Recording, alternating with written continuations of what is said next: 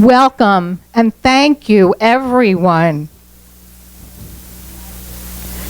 for joining us to honor Rabbi Gans and 35 years of being with CBT.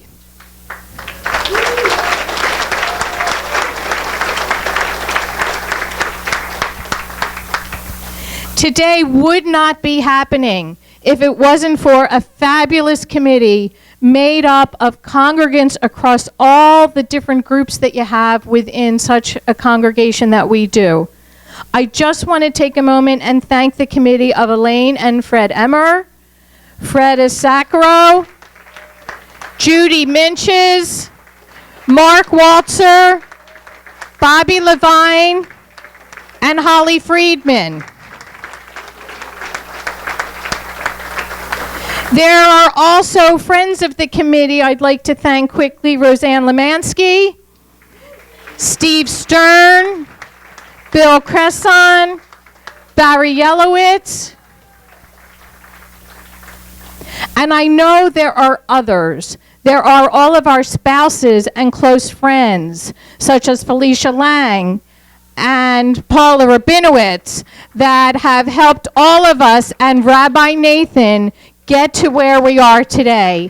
And a huge thank you to every single person that has helped. And more so, an applause to all of you for coming out on this Sunday morning to help us honor Rabbi Gans. I'm going to take a half a moment to say, Rabbi, thank you. I still feel like a newbie at CBT because my husband and I, Fred and I, have only been at CBT for 10 years. And I say that because there are people here that have been here for 20 and 30 and so on. So even though I don't feel like a newbie, sometimes I do because I don't have that past history. But you have been a leader and more a friend.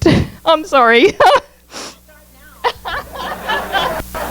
Did anybody remember tissues? And Rabbi has been, even though it's only been 10 years, through good times and some sad times. And if it wasn't for him, I'm not sure that Fred and I would be here with you today. Thanks, Nancy. So thank you for everything that you have given us. I am now going to hand the mic over to somebody who has been a past president and our current president, Rachel Kramer.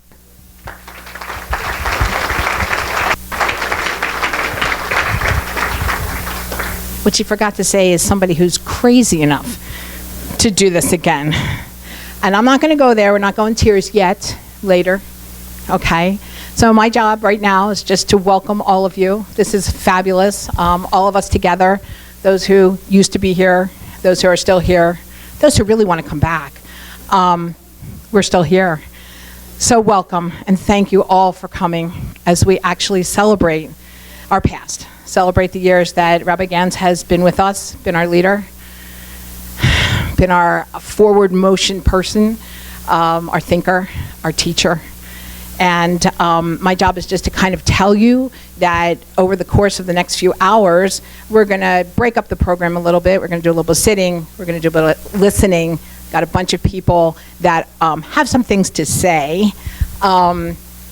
We promised no roast, but that's broad. Okay, and then we're going to do a little bit of eating in between. So I hope you. Of course. So right now I'm actually going to call the cantor and Rabbi Nathan to do the motzi. Baruch atah Adonai Eloheinu melech haolam hamotzi lechem min haaretz. Amen. B'tei avon. Ladies and gentlemen, thanks for coming out. This is an amazing crowd. And I have to tell you, I'm more than surprised and very honored that I was asked to MC this affair. Most of you know me. I'm outspoken, and I'm not afraid to put things out there, and I am definitely not politically correct. But rest assured, I will do my best to be a good boy today.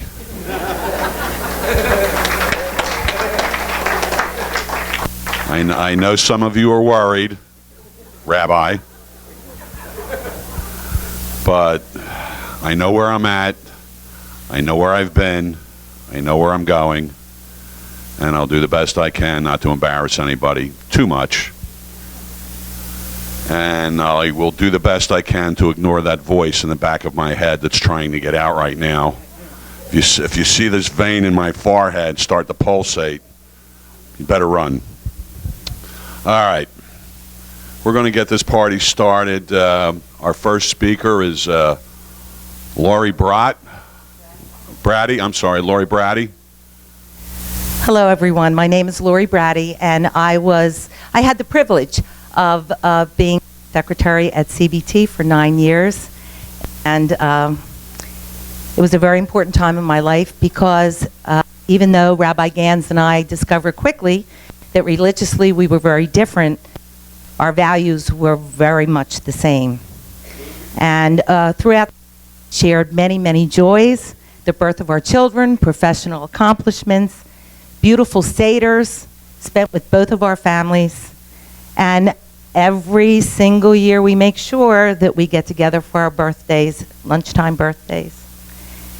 For you, he's been a rabbi. For me, he's been a very, very, very dear friend. And so, Va'az, Yakari, Ani nasayemet im shalosh barachot sheyesh li avarha. Habarha harishona hi priut. Beglau shakol hahayim talim bahach. Habarha hashniya hish atomshik lamod vilahanot mihazman sheyesh laha lashebet vilamod. Ulavan sof shetiye sameach tenana nihayofi shel hateba. Buk shahata im hamishpaha shelcha bahana nashim ha'a'uvim alaka. Kavod hu li. Sha'anu havirim kushloshim shana. Ani mikava shemnoshik mihiot havirim ad mea bezrim mazel tov.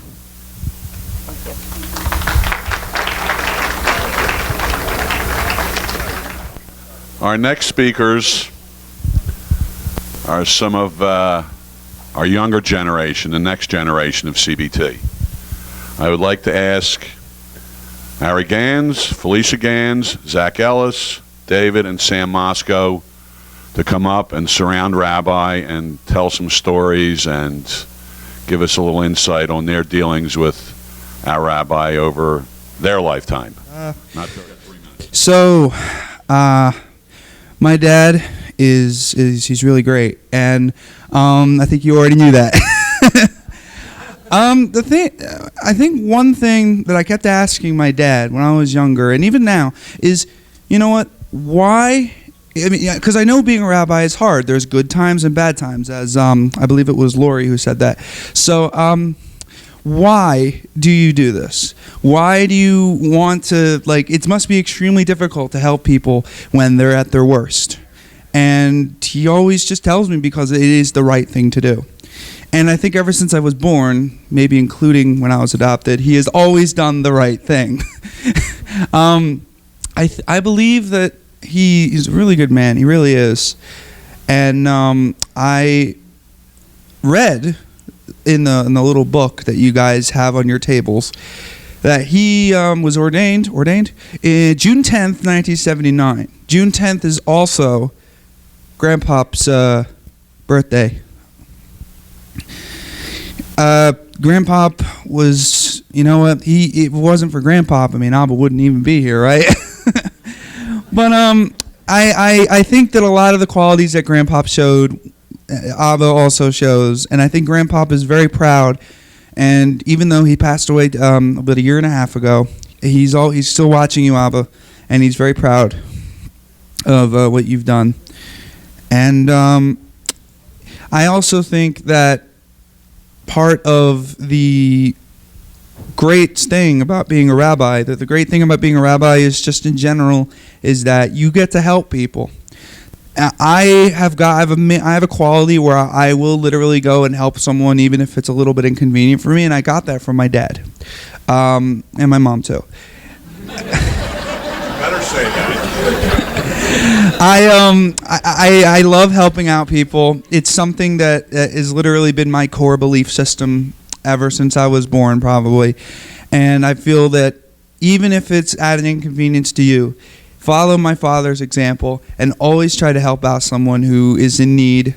As long as it's, as long as you still, make sure that you're okay too. You gotta keep yourself. In conclusion, I just wanted to say that end with a quote that I'm sure every single one of you already knows, but I'm putting a little bit of a twist on it. I'm gonna say it in Hebrew first. Then I'm going to say it in English. Well, I'm going to say part of it in Hebrew. V'zohi rak ha'hatchala. This is not the end, Abba. This is only the beginning. For most of you, the man being honored today is named Rabbi Gary Gans. But for some confirmation classes, we have decided to get a little more creative with his nicknames. There was the class that called him Snaggy Rag, turning his name fully backwards into an actual word. And then there was the class right before my own, which combined my aunt and uncle's titles and realized that when they get mail, it technically should be addressed to Dr., Rabbi, Mr. and Mrs. Gary Gans. That nickname didn't stick as well. But for me, I only had one name that I needed for him, Uncle Gary. Every member of CBT can agree on loving this synagogue for the same reason. It's a close-knit family atmosphere. But for me, the synagogue has always been more than that because it truly is my family. So rather than rant on and on about the times Uncle Gary snuck me a bagel from a men's club meeting or turned a blind eye if you saw me leaving Hebrew school 10 minutes early, I decided to make a thank you list. A thank you for the role he's played in my life for the past 21 years, both as my rabbi and my uncle. Thank you for sharing a birthday week with me and for calculating the time difference perfectly this year when I was studying abroad to wish me a happy birthday in Australia time, even though it was before dinner time on the day here before. Thank you for being a part of one of my favorite childhood traditions, Ari's birthday celebration at the shore during the last summer weekend each year. Thank you for carrying the beach chairs and never making me help set up the umbrella. Thank you for lifting me above the waves when I was really little and my dad's and grandpa's hands needed a break. Thank you for not getting mad at me when I rolled my silly putty into a perfectly rounded ball during Rosh Hashanah services one year and had to chase it down the Voorhees Middle School theater as it rolled to the front row. Thank you. Thank you for being the rabbi to officiate my bat mitzvah. Not that it was a conscious choice just for me, but having your rabbi be your uncle is extraordinarily special on a day like that. Thank you for persevering through as many confirmation trips as you did. Our family always joked around that you had to at least last through Jared's, and though we partially were joking, I can speak for both Jared and myself when I say our trips would have not been the same without you. On that topic, thank you for being a cool uncle when you found out I had a crush on a boy during our Israel confirmation trip. And thank you for switching plane tickets with him so I could sit next to him on the plane ride home.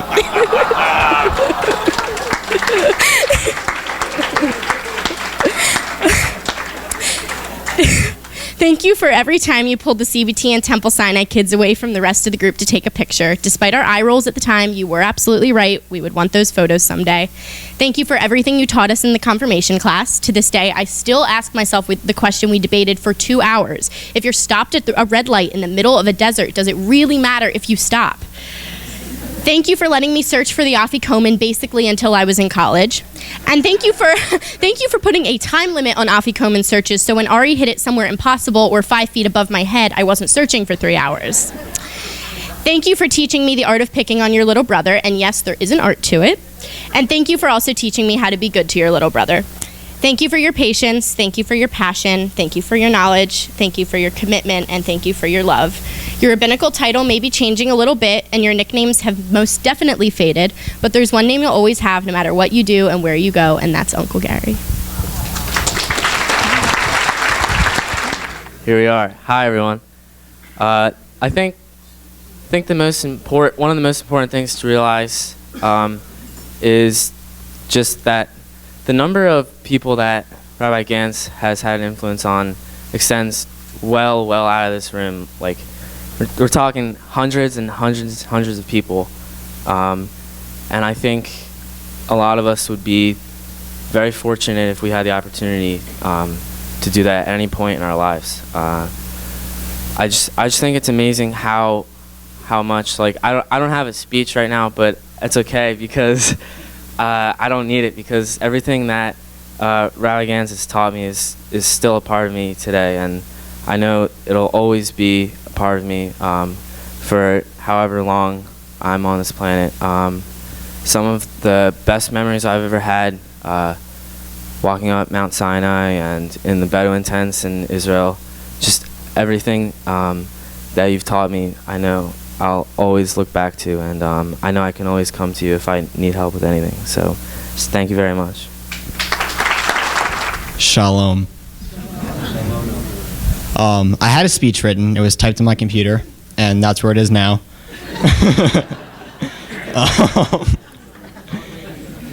So I'm warning you all, I'm going to cry. It's going to happen. Just accept it. Also, I'd like to thank, Ari, Felicia, and David for stealing all of the good lines. Very appreciate that. And leaving me with a solid 6 minutes to speak. That's awesome. So when I was growing up, I didn't have the best male role models in my life, personal reasons. And if I had to think of a mentor or someone who meant a lot to me or guided me when I was in a lot of trouble, Rabbi Gans is the first man on that list. He's helped me through a lot of really tough times, and I wanted to thank you, Rabbi, for that. I should probably start off by saying, hi, my name's Zach. For those of you who don't know me, I'm Zach. I've been a member of CBT my entire life, and the past 2 years I spent tutoring at TLC, the Take for Learning Community, helping the Hebrew school students. And one of our traditions is every Sunday morning we do morning minyan with Rabbi Nathan and Rabbi Gans. And Rabbi Gans and I have a tradition. We wrap our tefillin and we're on the side of the room. And I'm there at my siddur, doing the prayers. And then you see Rabbi Gans with his phone checking football statistics.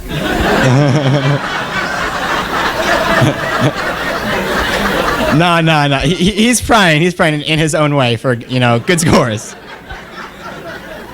Praying for his fantasy team. Yeah, he's praying for his fantasy team. And then, football season ends and goes to baseball. And that means a lot to me. I wouldn't come in, maybe 1 week, maybe I had something going on, and the next week I come in and Rabbi Gans would tell me how much he missed me and said, how's it going? That just meant a lot. I went through Hebrew school, I went through confirmation, and one of the traditions for confirmation is you spend 2 weeks in Israel with Rabbi Gans. That's a magical 2 weeks right there. That you learn so much and you do so much and you travel around Israel and you don't know Rabbi Gans until you've been to Israel with him. You don't know Rabbi Gans. And it really is just a magical experience. So I just wanted to thank you, Rabbi, for being my mentor and being a very close friend when I needed one.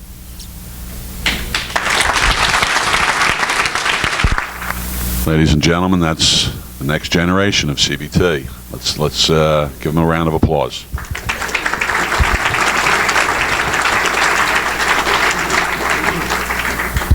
All right, before we continue, I have a little story to tell you.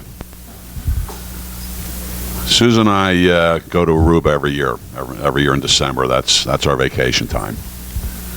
And we have met this older Jewish gentleman who, on his last birthday, was 100 years old. He's an amazing guy.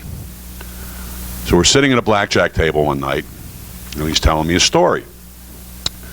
When he was a little boy, his grandmother lived with him, and his grandmother always called him Tatala. Tatala, how are you today? Tatala, make sure you clean your room. Tatala, help your mother with the dishes in the kitchen. Tatala this, Tatala that. Grows up a little bit, 6 or 7 years old, his first day of school. Goes to school, he comes home, his grandmother says to him, so Tatala, what did you learn in school today? He goes, Bubby, I learned my name was Jules. Is that okay? All right, our next speaker is a very long time member of the congregation, probably since damn near day one. Nancy.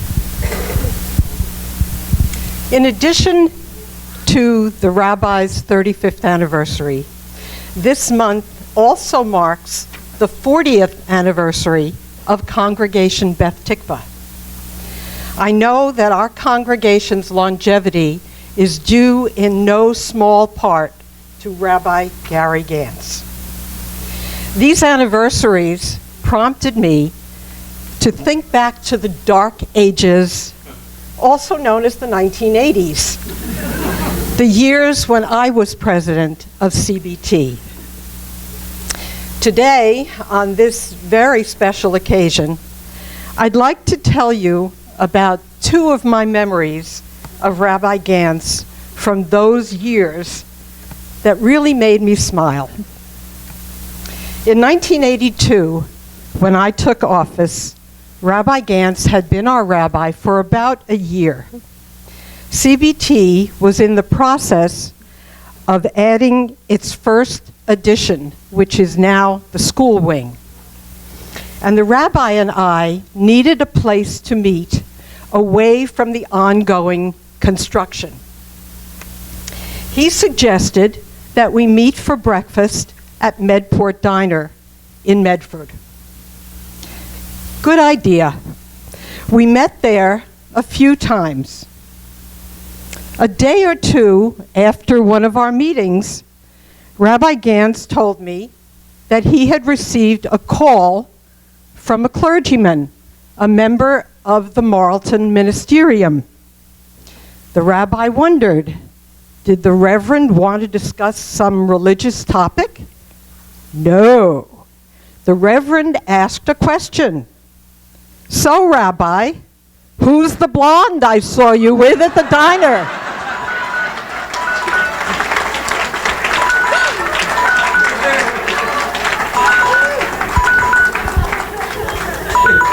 I can only assume, is that your phone? I can only assume that Rabbi Gans answered, that was no blonde. She's the president of my congregation. Then in 1987, we held a dedication ceremony for the hooked rug wall hanging that's in our lobby. It was designed by the late Lois Levine, the wife of the late Rabbi Richard Levine of Temple Adith Emanuel. The project was done in individual pieces by many women in our congregation and also by Rabbi Gans and Rabbi Schneider. The rug hooking of these pieces took several months to complete. And I wonder if Rabbi Gans knew that he was included in the group that was calling itself the Happy Hookers. Mazal tov, Rabbi Gans, for leading our congregation and always walking the straight and narrow, morally upright path. Thank you. Our next speaker kind of knows Rabbi fairly well, since they grew up together in the same house in the Northeast. Ladies and gentlemen, the younger brother, Jeff Gans. Revenge. 61 years ago, he asked for a dog. My parents went upstairs, talked about it, and whatever, and then I came. He never got the dog. They were apparently allergic. I think he still wants the dog. I, at one time, was the little brother, and just so you know, he is the little brother. There was a time that I was actually the more religious. He enjoyed the treif. This is many years ago, 50 years ago. He enjoyed sleeping late on Saturday mornings, and I enjoyed at 8:15 every Saturday morning going into his room and getting my talis out of his drawer and waking him up. I have no idea why it never got back in my room, in my drawer, but I enjoyed every Saturday morning. Trust me. I also, many years later, 60 years later, enjoy texting him when he comes back from services and is trying to take his nap, just to keep him awake. It's very enjoyable. You should try texting him at 2 in the afternoon whenever you have a chance. That's his nap time. Now, in our family, we have a long history of canners. If you ever heard him sing, you know it stopped before it got to him. He wanted to be a lawyer. I wanted to be the chazan. Sorry, chazan, but you don't make much money being a chazan. And rabbi, he became a rabbi and did not become a lawyer. We trace our religion, I think, back to, and Ari, you didn't meet these two individuals, or you didn't meet one of them at least, Grandpa Gans and Grandpa Zuckerman. Grandpa Gans became blind with diabetes at an early age, and then knew all the services by heart, and he didn't speak a whole lot of English, but man could he daven, and he had a great voice. He led a Seder, which I'm happy, very happy, that my brother does not try to go as long as my grandfather, but he does a good attempt. For those who have been there from the community, it's a 4+ hour ceremony. My daughter went to one in Australia, an Orthodox rabbi, and I think it ended at 1 in the morning. Gary's hasn't ended near that time, but it's pretty close. So if he invites you to the Seder, be careful. My other grandfather, Grandpa Zuckerman, which he lasted much longer. My Grandpa Gans died the night Nixon was reelected. No relationship to that. But Grandpa Zuckerman was a very religious man, and he would go to services every day, and he would be there on Saturday, many services, and at every shiva, he would be there to lead the services. And he became a chaplain for the Jewish war veterans, and he became very well respected in the community. And a lot of people, really, when they look at Gary, I can't call him Rabbi Gary. When they see Gary, it's really also what my grandfather used to do, being well respected in the community. My parents had the Zuckerman Chapel in his honor because of his relationship to the synagogue. So Gary went off to Israel, and he came back and became a rabbi, and he got more involved. And basically, it's hard to draw a line sometimes between the rabbi and the family member. He's been at all our family events, and he's been the rabbi at our family events. And he was there when I was born. He wasn't a rabbi yet, and he was there at my wedding on the pulpit. So there's a lot of interrelationship between that. My mom and dad are not here, and my mom and dad were very proud of him. I could tell you, in moving my mom's and dad's belongings from the house in Philly and from the house down the shore, that my mom kept clippings of every time he was in the paper until her death. And man, was he in the paper. When you came to the community in Marlton, first of all, he became the Marlton rabbi. And after he stopped going to the Medport Diner, he became the Olga's cheesecake expert. I represent the family. I was going to get a letter from them, the Stavros family. They started going downhill after the wing was built and you didn't have your breakfasts there anymore. But as far as the community, growing up, it was always my father. Gans was the name, and people would say, do you know Sam Gans? And I'd say, that's my father. As years went on, for the last 2 decades, overlapping with my father, if anybody ever heard my name, it was always, have you heard of Rabbi Gans? Is that your brother? And it was always an honor to be able to say that, yes, I am his brother. Now, Gary really likes sports. And I want to thank the members of the congregation, because before Ari and Jared could, before Ari and Natan could sit still a couple years ago, whenever they got Eagles games and Phillies games and gave it to the rabbi, I got to go. Whether it was in a the nosebleed section of the Eagles game, or it was really behind home plate. It was really, really enjoyable going with my brother. So I thank you for your involving him in those sports, although I don't go with him anymore. But as far as the games are concerned, he grew up and actually was on the basketball league, believe it or not. Now, I can tell you he wasn't very good. And he doesn't follow basketball, and if you look at his height, you'll know why he wasn't very good. I was little Gans in USY, and he was big Gans, I guess. But they never called him big Gans. I was just little Gans. And whenever we had a activity, it was great. All the girls of his age came over to me. I'm 5 years younger, but came over to me and hugged me and kissed me. This was great being involved in USY. All these kisses.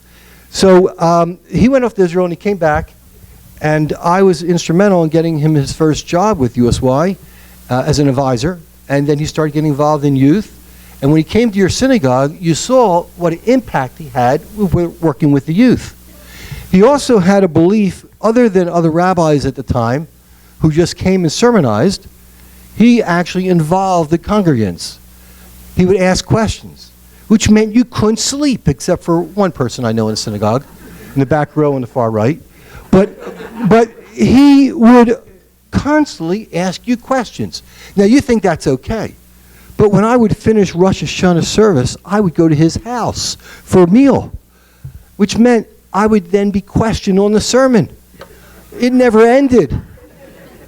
So I always had to attend his sermons, always had to pay attention, couldn't take notes, but the sermon never ended. And where's the line drawn between rabbi and I don't know.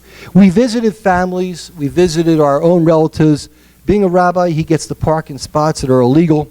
He gets out of a ticket on Greenbrook from the police of Marlton. And now, of course, he's a chaplain for the Marlton police. Probably another way to get out of tickets. He can extend visiting hours. He can visit you at 2 in the morning. He can visit you when they say everybody's got to leave the hospital, because he's got that rabbi thing. And I will tell you, it's talking about sports, we went to get one of those free drinks. When you're not going to drink alcohol, you get a name, what do you call the designated driver, okay? So we go to the Eagles to get the designated driver so we can get our one free drink and a soda. And they asked me if I wanted one. I said yes, and then they turned to him and asked, how about your father? Okay. Well, he's gotten a little grayer, and his yarmulke has gotten a lot bigger. For those who remember him 30 years ago, he had an afro, okay? And now that the afro is thinned out, he's lost about 5 or 6 inches, okay? And now he most definitely is not the big brother you look up to, but I will tell you, though, that the members of the congregation and the members of the community do look up to him. And I want to thank you for putting up with him for 35 years. I had to put up 60. Thank you. All right, our next speaker, he's been in the community for a while, is Harry Platt. Harry? I want to really thank everyone for inviting me to speak today, and I was hoping I would be the last speaker, so I can get up and say, what can I say about Rabbi Gans that nobody else has said already? And then we can sit down and get to what Jewish functions are all about, which of course is eating. I was asked to give a community perspective of Rabbi Gans, and this is relatively easy for me because I have seen so much of what he has done in the community for the past 35 years. When I asked my employees about Rabbi Gans, words that came up were friendly, sincere, and someone who provides a meaningful and heartfelt service. My staff knows that when we have to find a rabbi to perform a funeral service, we can reach out to Rabbi Gans, and he'll provide the sensitivity that will make a difference to a grieving family. The feedback that we get from those families is that he is caring, compassionate, and he connects with them. These are the qualities that people are looking for at a very, very difficult time. Rabbi Gans has been the spiritual and emotional leader of Congregation Beth Tikva for the past 35 years and has consistently been there for his congregants during both good times and bad. I have seen the growth of Beth Tikva from a young upstart synagogue to an inviting mainstream house of worship that has become a magnet for families looking for a hamisha and warm place to worship. This is due to his guidance and leadership style. I know that Rabbi Gans is a leader in educating. He has served as the president of the Tri-County Board of Rabbis and has educated rabbinical students not only in this country but around the world. One of my employees returned from his service one day, and he told me that Rabbi Gans had asked him to take pictures of him performing the burial rituals. He explained that he was teaching these customs to student rabbis in this country, and also he was teaching these customs to student rabbis in Israel as well. Both here and abroad, he makes sure that Judaic customs and ceremonies continue to get passed down l'dor vador, from generation to generation. Young adults in this region, some of them who are starting to take on leadership roles in the Jewish community, remember the passion and dedication of Rabbi Gans educating their class during confirmation trips to Israel, along with students from Congregation Bethel and Temple Beth Shalom. Both of my kids were fortunate enough to have this experience and shared stories with me about being on the confirmation trip with Rabbi Gans. We hope that many, many future generations of kids from Beth Tikva, Bethel, and Temple Beth Shalom will have the experience of having Rabbi Gans with them on their confirmation trip to Israel, and that's as long as his knees hold up during the hikes. Anyone who knows Rabbi knows that he loves technology. I will let others talk about his love of ham radio. But he was the first rabbi to refuse the coveted annual presentation of the Platt Memorial Chapel's pocket diary. A pocket diary? Paper? Writing? What's that all about? I had to explain to him for a while that we could not provide BlackBerries to all the rabbis in the community. But the pocket diary is very good for kindling on a cold December evening. So, education, innovation, dedication, and inspiration are the words that I can best use to sum up Rabbi Gary Gans. Through dynamic leadership in his synagogue, educating the next generation of rabbis, making sure that our children know who they are and have a knowledge of where they came from and what it is to be Jewish in the world today, has made our community a much better place, and certainly a much more connected place because of the heartfelt care of Rabbi Gary Gans. In closing, I just want to assure you that it is no indication of what your congregation is thinking just because they asked the community funeral director to speak at this luncheon today. Thank you, and mazel tov for 35 great years.